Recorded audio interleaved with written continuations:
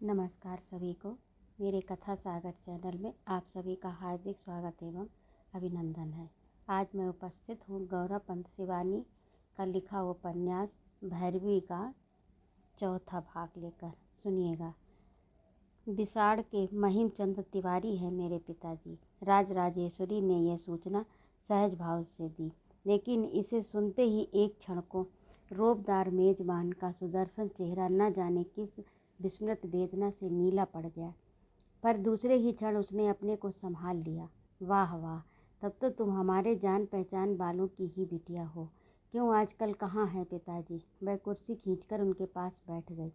क्या आप बाबूजी को जानती हैं? राजराजेश्वरी ने पूछा और साथ ही माँ की क्रोधपूर्ण गर्जना का स्मरण कर स्वयं ही चुप हो गई। कहीं पिता का आता पता पूछती है उसके घर पर ही न चली जाए। जानती क्यों नहीं जी, तिवारी को कौन नहीं जानता। कौन सी होली की बैठक उनके बिना जम सकती थी भला।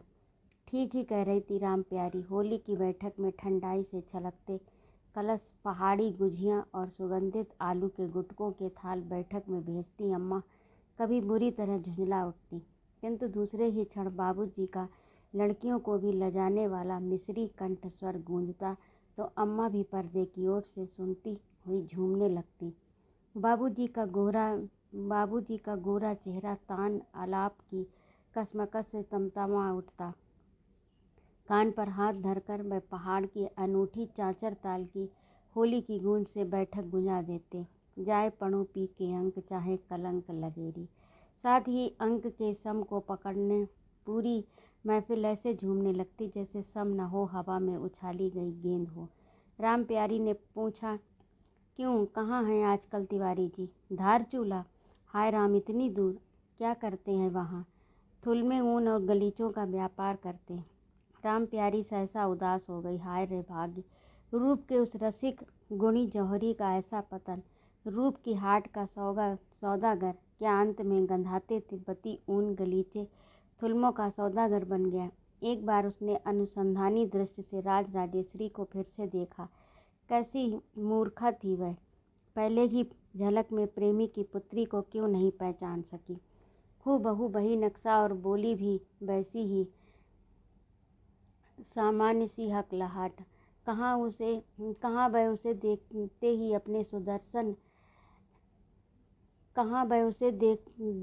अपने सुदर्शन पुत्र की वधू बनाने का फैसला करने जा रही थी। अब तो ऐसा संबंध सोचने से भी पाप लगेगा।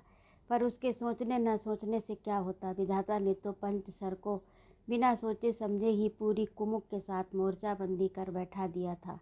निशाने में अचूक वह सेनापति क्या फिर चूक सकता था। राजराजेश्वरी नित्य ही स्कूल से लुक छिप कर आने लगी। अब सखी से भी अधिक प्रिय उसे सखी का भाई था। सजीला कुंदन सिंह उन दिनों छुट्टियों में घर आया था। कभी तीनों ताश खेलते, कभी पिकनिक पर निकल जाते। राम प्यारी संदिग्ध दृष्टि से विवश सी उन्हें खिड़की से देखती और एक कुटिल मुस्कान उनके सुंदर चेहरे को विकृत बना देती।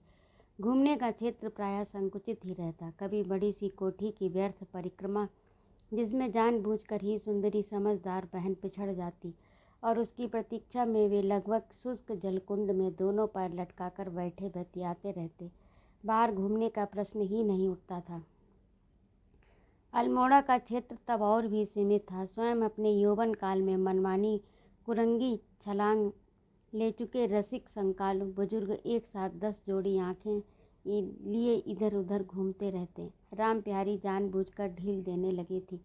बेटा, यदि उच्च ब्राह्मण कुल की लड़की ले आए तो क्या दोष है? ऐसी बहू निश्चय ही उसके लिए तिल पात्र सी बहुत महत्वपूर्ण हो सकती थी।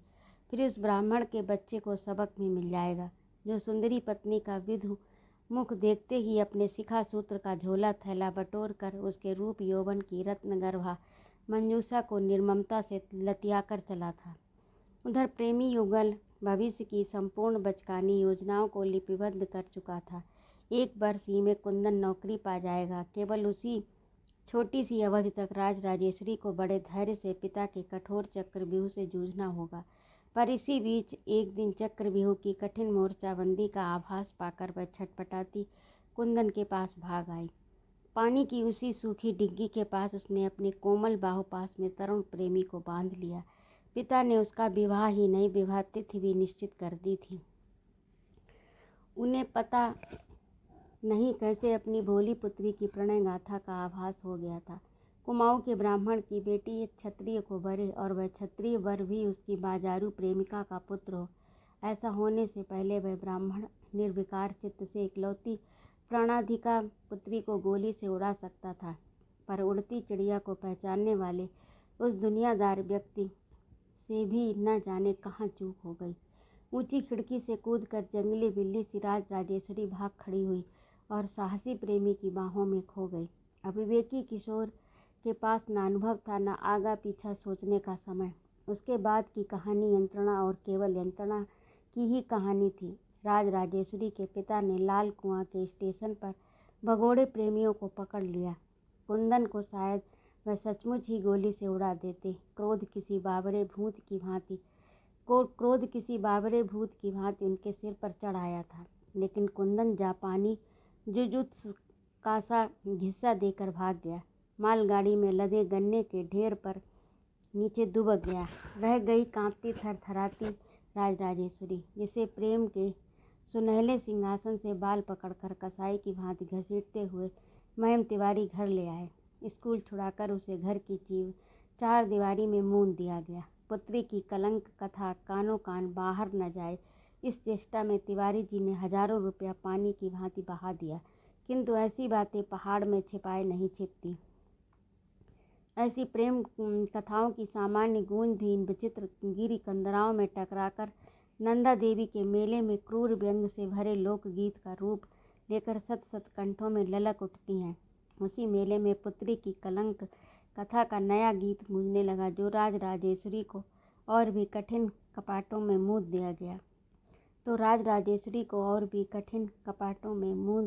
दिया गया। देखते ही देखते चारों ओर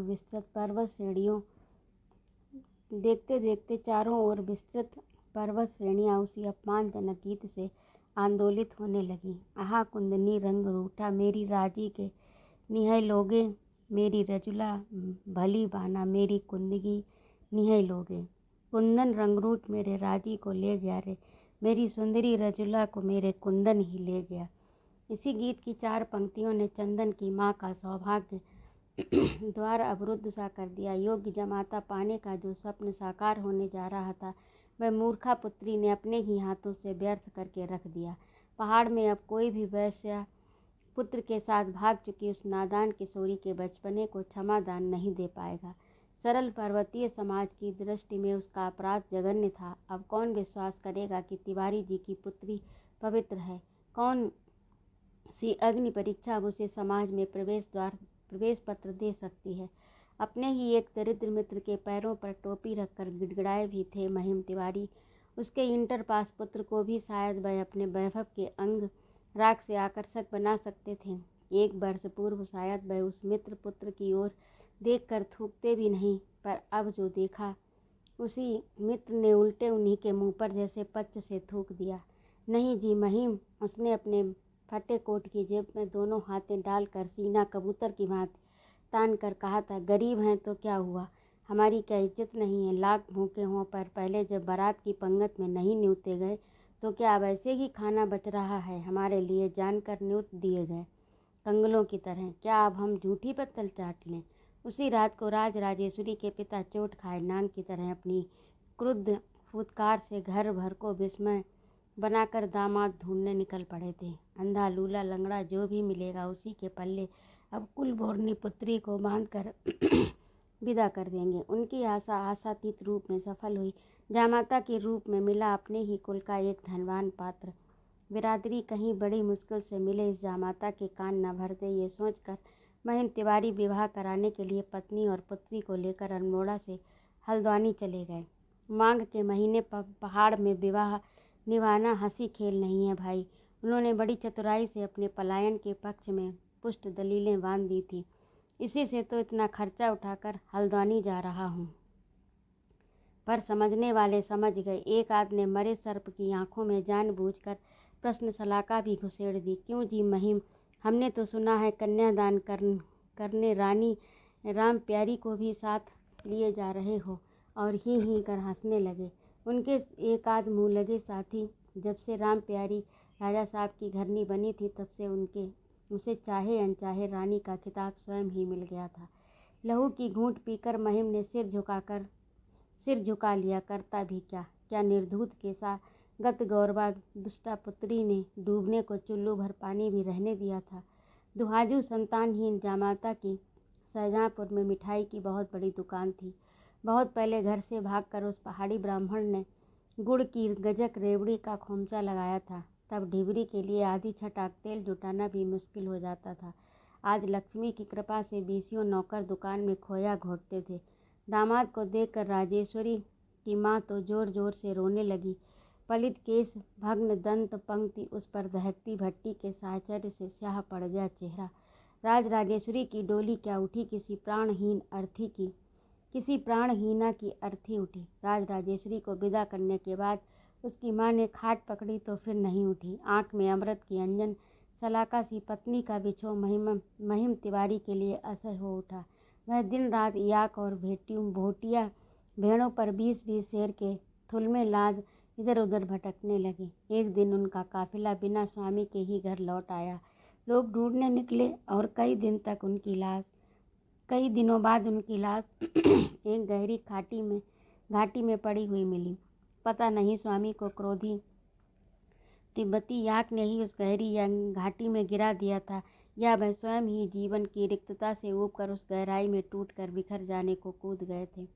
राजेश्वरी अपने 50 वर्ष के पति के साहचर्य के कुछ दिन बाद जान गई थी कि सुदूर प्रवासी होने पर भी उसकी कलंक कथा के अभिशप्त पृष्ठ उड़ते उड़ते यहाँ उसके पति तक भी पहुँच गए हैं।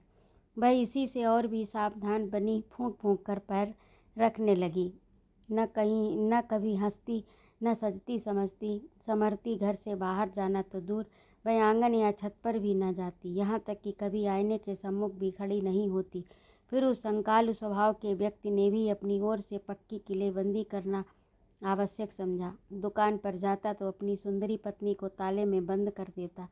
ठीक 1 वर्ष पश्चात चंदन हुई, फिर भी वह ताले में बंद रखी गई। सुंदरी पत्नी द्वारा ईमानदारी से प्रस्तुत की गई संतान को भी वह निर्मल चित्त से ग्रहण नहीं कर पाया।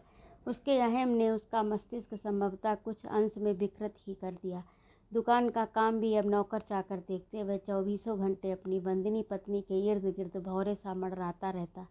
उससे एक ही प्रश्न बार बार पूछता, क्यों जी, ये तो मेरी ही पुत्री है ना, कहीं पानी तो नहीं मिलाया दूध में। फिर वह अपनी विकृत हंसी से उसे सहमा देता और फिर भी वह आश्चर्यजनक धैर्य से चित्त की झुंझलाहट पर बड़ा अंकुश गाड़ कर रख देती। पागल हो गए हो क्या? वह ऐसी मीठी मुस्कान का मधु घोलती कि सनकी हलवाई को अपनी 3 तार की चाशनी का स्मरण हो आता। बस तो मुझे हवा ने भी नहीं छुआ है।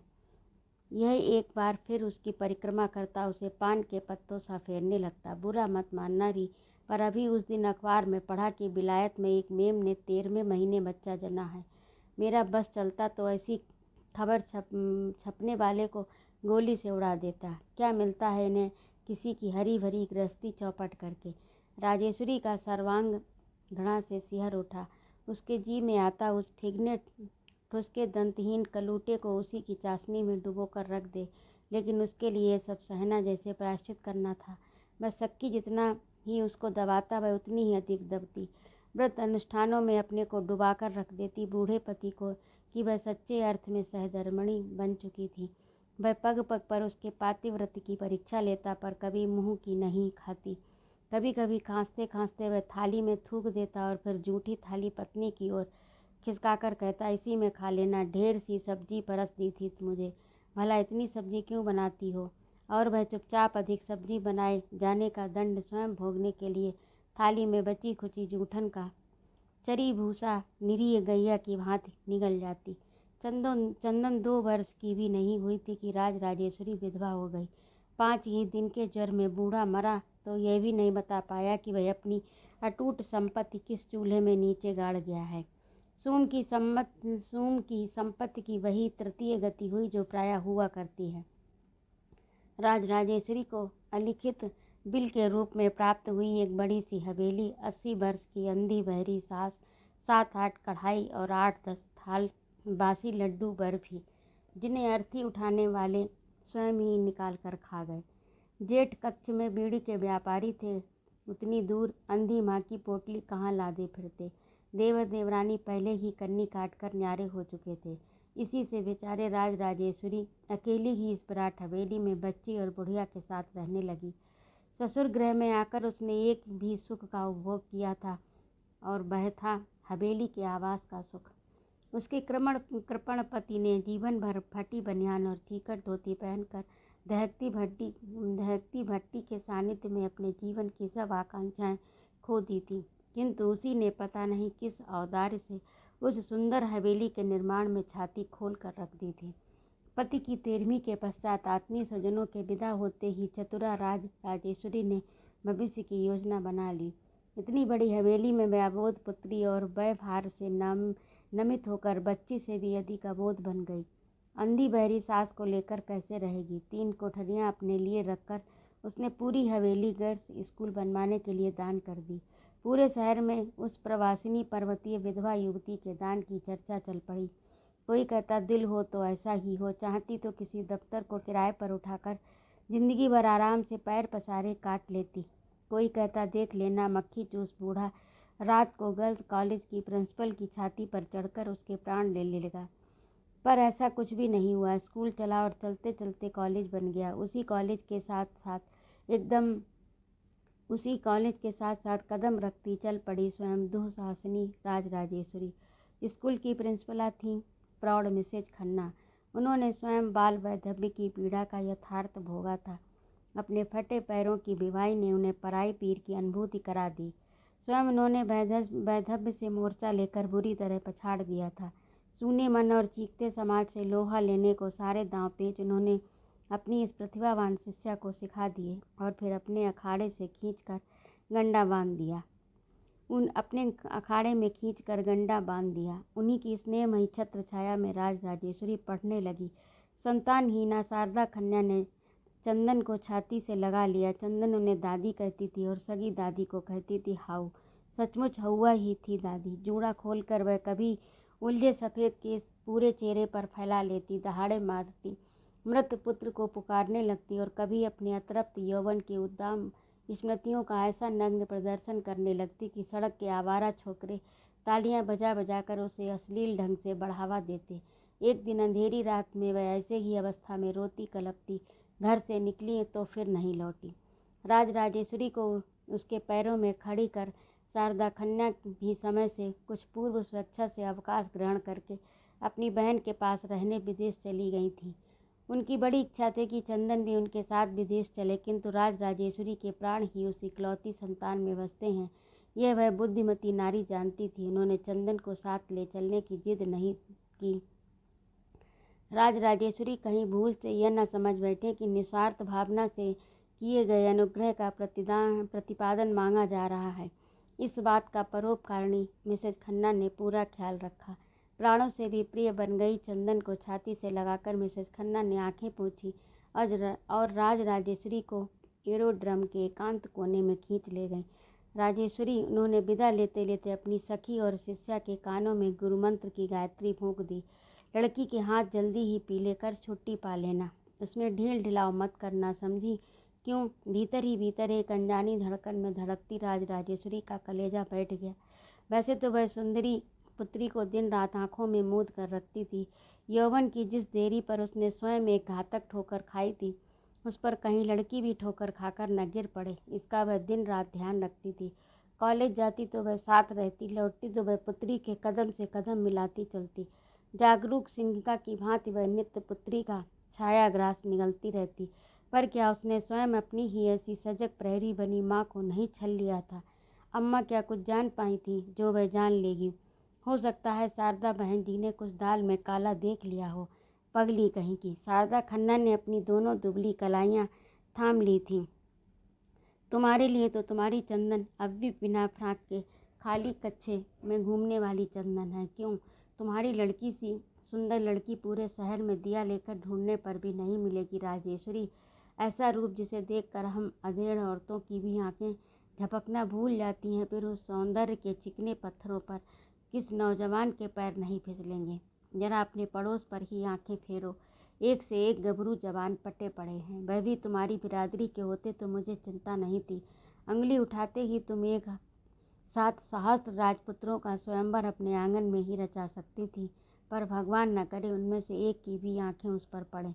इसी से कहती हूँ राजेश्वरी, तुम्हारी कई छुट्टियाँ पड़ी हैं। लंबी छुट्टी लेकर पहाड़ चली जाओ और अच्छा घर भर देख कर चटपट गंगा नहा लो। किसी भी समाज में रूपमती पुत्री की माँ के लिए जामाता ढूंढना कोई सिरदर्द नहीं होता। ऐसी भाग्यवती सास को दामाद ढूंढने नहीं पड़ते, दामाद स्वयं उन्हें ढूंढ लेते हैं। ठीक कह रही थी शारदा बहन जी। सारी रात वह बेचैनी में डूबी बरामदे में टहलती आसपास की हवेलियों के बुर्जों को देखती रही। उसकी हवेली के चारों ओर कंधे पर हाथ धरे शाहजहाँपुर के प्रसिद्ध रोहिला पठानों की ऊंची ऊंची कोठियाँ खड़ी थीं। एक से एक सुंदरी गोरी नीली आँखों वाली कोह काफ किसी परियां हाथ हिला हिलाकर सुंदरी चंदन को नित्य अपने यहाँ बुलाती रहती। आज ईद है, कल मौलूद है, परसों पीर मलंग की मजार पर चादर चढ़ेगी और हर उत्सव में चंदन को साथ ले चलने का दुराग्रह। राजराजेश्वरी के हाँ या ना कहने से पूर्व ही कभी बचपन से उसके साथ खेली ताहिरा चंदन को घसीट ले जाती, कभी नसीम। न जाने कब उनकी ईद उस छोकरी की भी ईद बन जाए, ये चिंता ही तो उन्हें सताने लगी थी। दिन डूबने प्रतिवेशनी सखी के उत्सव समारोह से चंदन खस और हिना मोतियों में समरी लौटती है तो राजेश्वरी उसके निर्दोष चेहरे की मज्जा तक अपनी संधानी दृष्टि से उधेड़ कर देख लेती। चंदन के रूप की ओर अब तक उसकी दृष्टि ही नहीं पड़ी थी। शारदा बहन जी के चलते चलते दी गई शिक्षा ने चंदन को क्या एक ही दिन में बदल दिया था। क्या रंग था लड़की का, कैसी अपूर्व आँखें। एक तो इधर उसकी गुइयाँ ताहिरा ने उन सरवती आँखों में सुरमे के स्याह डोरे डाल उन्हें और भी सरस बना दिया था। उस पर पारदर्शी त्वचा पर मुसलमानी धानी ऊदे लच्छे की शोभा लहरें सी मारने लगी थी। चची ने जिद कर एक साथ इतनी चूड़ियाँ पहना दी अम्मा, पूरे 4 रुपए की हैं। वह चची के औदार्य का बढ़ा चढ़ा कर उल्लेख करती, रूठी माँ को मनाने का प्रयत्न करती। वह जानती थी कि अम्मा चाहें मुँह से कुछ न कहें, किंतु अपनी खतरनाक आँखों के डमरू बजाकर उसे शाखा मृगी सी ही उठा बैठा सकती हैं। प्रतिवेशी मुसलमान परिवार के लड़के भी अब पहले नहले पर दहला थे।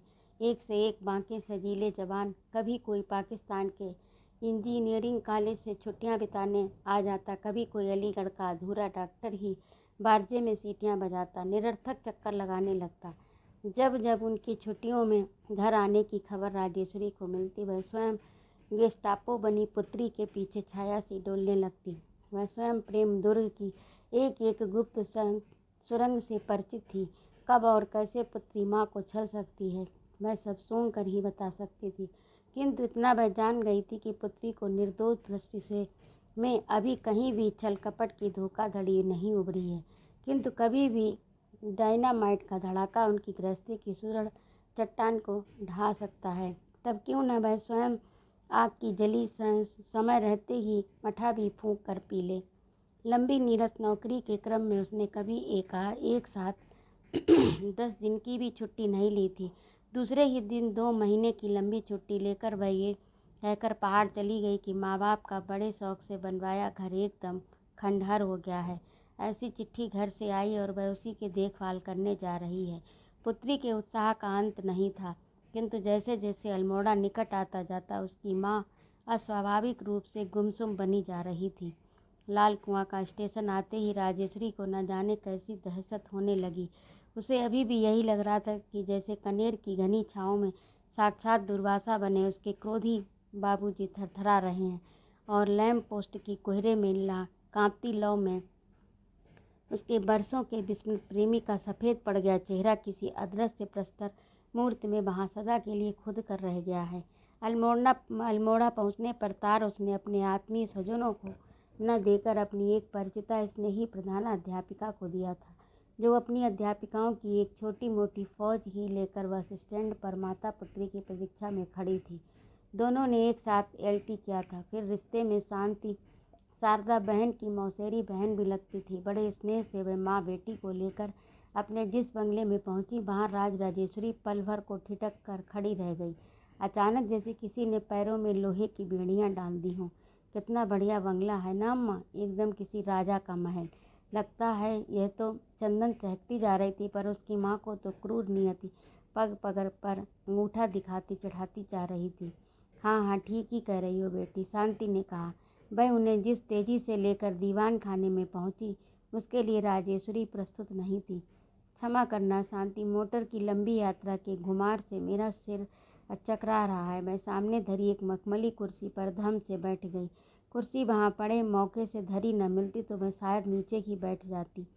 सचमुच ही कोई उसे बाहों में लिए तेजी से चक्कर खिला रहा था, पर वह क्या मोटर घुमार था। कमरे की एक एक कुर्सी, एक एक मेज, झाड़ फानूस के लटकनों में लिपटी स्मृतियों के प्रेत कंकाल उसे घेर कर मंडलाकार नृत्य में घुमाने लगे थे। अब तक अवश पड़ी सहस्त्र स्मृतियाँ, जिन्हें उसने हलवाई पति की उबलती चाशनी में गृहस्थी के पाग में पाक कर रख दिया था, वे एक साथ सहस्त्र भाले सी तनकर खड़ी हो गईं। दीपार पर लगे राजा साहब के निर्जीव चित्र में भी जैसे किसी ने पल भर को जान फूंक दी थी। व्यंग से मूछें बंगिम स्मृति से तनी उसे छेदने लगी। तुम चलकर आराम से मेरे कमरे में लेट जाओ राजेश्वरी, शांति बोली। लगता है बेहद थक गई हो, एक नींबू डालकर गर्म चाय पिलाऊंगी, तुम्हारी सब घुमारी दूर हो जाएगी। पर उस कोठी का कौन सा कमरा ऐसा है जहाँ वह आराम से लेट सकती थी? किस कमरे में उसके प्रेमी का प्रेत उसकी छाती पर सवार हो उसका गला नहीं दबा बैठेगा? शांति के कमरे में जाकर वह और व्याकुल हो उठी।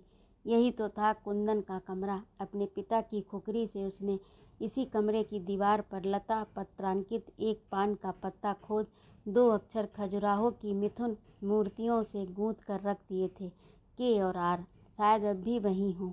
शांति चाय बनाने चली गई और पहली बार पहाड़ को देखकर मुग्ध हो गई। उसकी चपला पुत्री कभी भाग भाग कर झूमते देवदार द्रुमों को देख रही थी, कभी हिमाच्छादित कामेत और त्रिशूल की चोटियों को। वह एकांत के अलभ्य क्षण पाकर सहसा बौराकर दीवार को घूम घूम कर देखती और अपनी स्मृतियों का खोया खजाना ढूंढने लगी।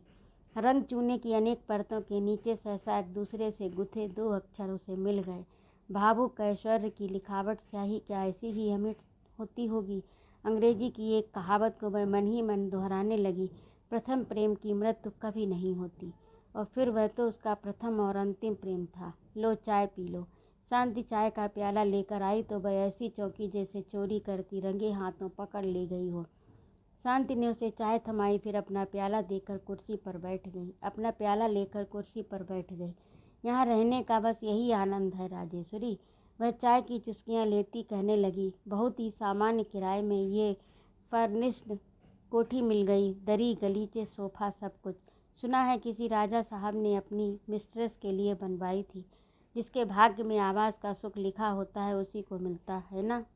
कोठी बनी मिस्ट्रेस के लिए, मिली हेड मिस्ट्रेस को, और वह अपने अनूठेपन पर स्वयं निछावर होती हंसती हंसती उठ गई। देखूं तुम्हारी बेटी कहाँ घूम रही है, उसे भी चाय का एक प्याला पिला दूं। राजेश्वरी वह चलती चलती एक बार मुड़कर देखने लगी। जब तुम्हारी चिट्ठी मिली कि तुम अपने समाज में चंदन के लिए लड़का ढूंढने आ रही हो, तब तुम्हारी दकियानूसी पर मुझे बड़ा गुस्सा आया। खुद तो वैधव्य की ठोकर खाकर तुम स्वावलंबी बन सकी, अबोध पुत्री को क्या पूरी शिक्षा भी नहीं दोगी तुम? मुझे बड़ा अचरज सा हुआ। अभी तो लड़की ने इंटर किया है, छोटी सी लड़की, फिर आजकल तो इंटर में आकर लड़कियों के दूध के दांत टूटते हैं। सोचने लगी क्या दिमाग फिर गया है राजी का, और इस कच्ची उम्र में उसके विवाह की बात सोच रही है। पर आज तुम्हारी बिटिया को देखा तो तुम्हारी समझदारी की दाद देनी पड़ रही है। क्यों? एक बार राजेश्वरी के संकाल स्वभाव का सजग शत्रु मर्दन गर्दन उठाने लगा।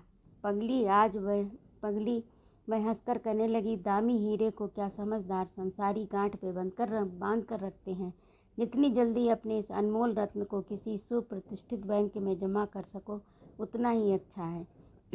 मैंने तुम दोनों के लिए ऊपर का कमरा ठीक करवा दिया है। यहाँ तो सुबह 6 ही बजे कमरे में धूप आकर जगा देती है। भूल कर रही थी शांति, ठीक 6:30 बजे धूप आती थी उस कमरे में, और कभी कभी उस धूप से भी पहले आकर कोई उस कमरे में सुदर्शन सोने वालों को गुदगुदाकर जगा देती थी। आजकल तो मकान मालकिन स्वयं आई हुई हैं, उसने कहा, और राजराजेश्वरी की बस जैसे मद्दर बाली के घुमावदार मोड़ों पर एक साथ 100 बार तेजी से घुमा गई। वैसे मकान मालकिन की लड़की हैं डॉक्टर चंद्रिका बिष्ट। टोरंटो में ही माँ बेटी बस गई हैं। माँ वही हैं, ये इस बार घर की देखभाल करने और भाई से मिलने आई हैं। कल वापस चली जाएंगी।